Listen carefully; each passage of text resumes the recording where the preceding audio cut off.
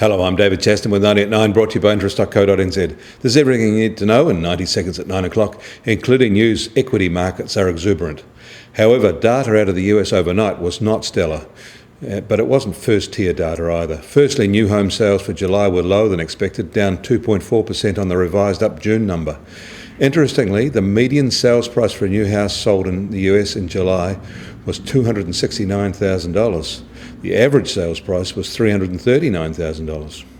And we got services sector data for August, and while that was strongly positive, it was lower than for July and lower than expectations.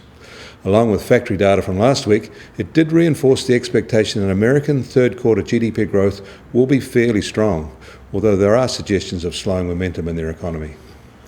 We often get news from China, but today it's from Taiwan, a place that is booming. Taiwan's industrial output hit a record high last month, driven largely by global demand for components of smartphones and other mobile devices.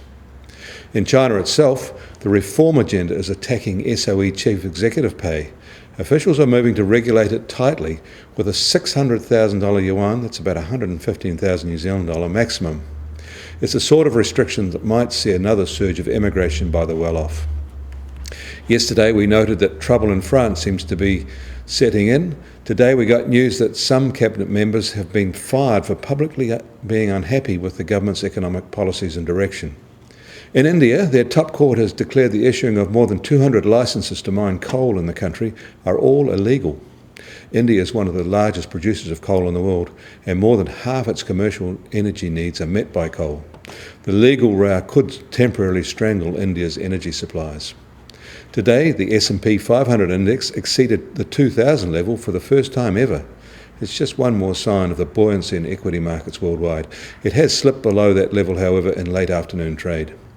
US Treasury 10-year benchmark bond yields are basically unchanged at 2.4%. The US oil price remains unchanged at just over $93 a barrel. Brent is also basically unchanged at just under $102 a barrel. Gold had a small fall overnight and is now at $1,276 an ounce. We start today on the currency front virtually unchanged from the end of the business day yesterday. We're just at 83.5 US cents, 89.8 Aussie cents, and the TWI is at 78.8. Those falls in the New Zealand dollar yesterday have held in offshore trading overnight. I'm David Chaston. That was 90 at 9, brought to you by interest.co.nz.